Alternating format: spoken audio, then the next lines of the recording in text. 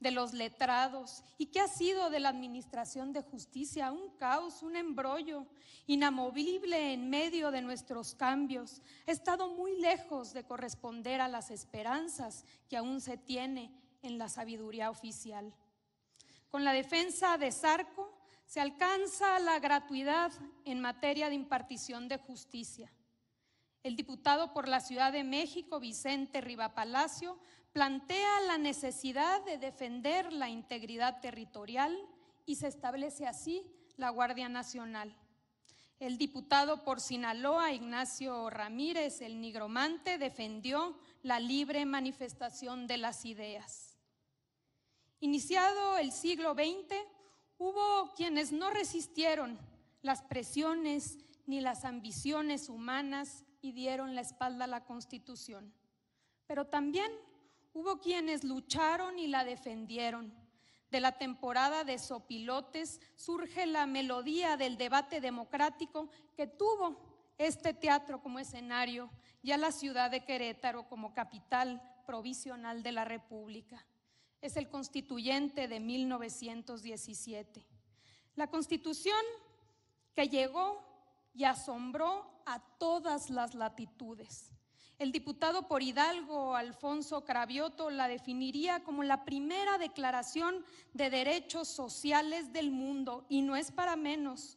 Logra amalgamar por primera vez en la historia moderna a las tradiciones liberal, democrática y socialista. En el artículo 3, Francisco J. Mújica empieza a delinear la reforma que vendría 17 años después. La educación será socialista y además de excluir toda doctrina religiosa, combatirá el fanatismo y los prejuicios, para lo cual la escuela organizará sus enseñanzas y actividades en forma que permita crear en la juventud un concepto racional y exacto del universo y de la vida social. El diputado por Coahuila, José María Rodríguez, médico cirujano, planteó federalizar el sistema de salubridad para poder prevenir y disuadir enfermedades y adicciones bajo una misma organización. La profundidad del artículo 27 constitucional que inspiró uno de los sonetos de Griselda Álvarez Ponce de León en su glosa de la Constitución. El artículo trata de lo agrario, de la pequeña propiedad y mete en extensos reglones que compete sobre todo al derecho parcelario. Habla de concesión de minerales, de abastecer eléctrica energía, de bienes y recursos naturales, de tribunales y ganadería y establecer reservas nacionales que a la justicia rindan pleitesía. Una rica nación, si la examino, con petróleo, con minas, con deseo de tener democracia por destino y de ser soberana por fogueo. Cuando la discusión sobre la protección de los recursos naturales parecía tender a la moderación, diputados como Rafael Martínez Escobar de Tabasco no escatimaban en señalar a todos aquellos que quieran que los extranjeros no solo nos sigan arrebatando nuestra agricultura, nuestro comercio, nuestras industrias incipientes todavía, quieren sencillamente que nos arrebaten de una vez por todas nuestras instituciones políticas.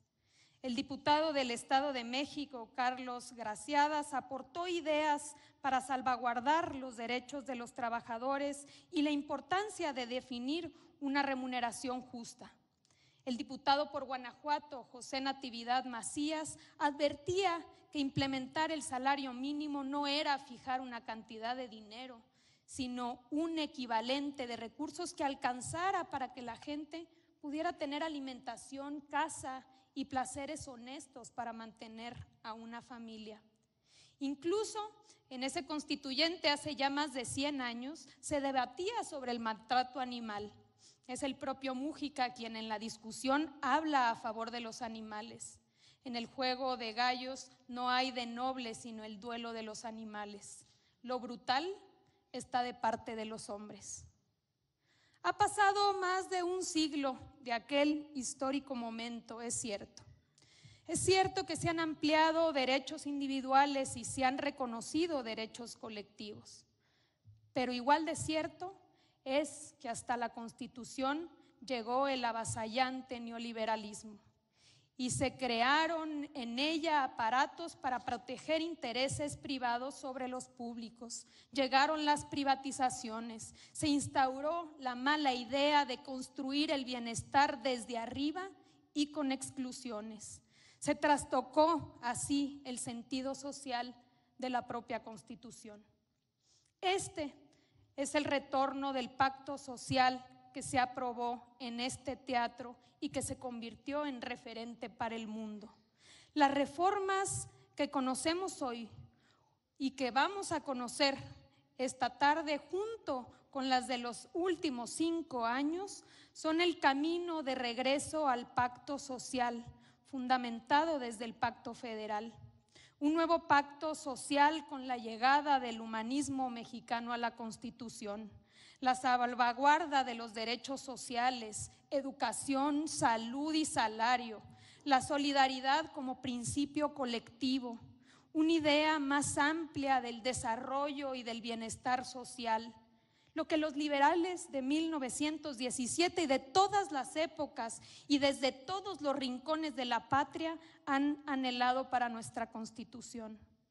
Un nuevo pacto social con la llegada del humanismo mexicano a la Constitución, elevar a rango constitucional la obligación del Estado de proteger a la población más vulnerable y devolverle el sentido al artículo 39. Todo poder público dimana del pueblo. El humanismo mexicano es el derecho a ser feliz, a tener oportunidades y construir de forma libre nuestro proyecto de vida, a la inclusión desde abajo y para todos, al reparto equitativo de los esfuerzos y los bienes sociales, a consolidar y sostener una economía próspera que fecunde una sociedad más justa.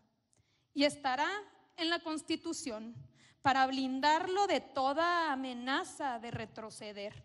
Y estará en la Constitución para dejar en claro al mundo que en México el Estado es el garante de la protección de los derechos sociales. Y estará en la Constitución para demostrar que la Cuarta Transformación tiene una concepción política de trascendencia histórica. Vamos a tener la oportunidad a partir de las propuestas de este 5 de febrero de 2024 para poder lograr el anhelo de Francisco Zarco. La igualdad será desde hoy la gran ley en la República. Muchísimas gracias.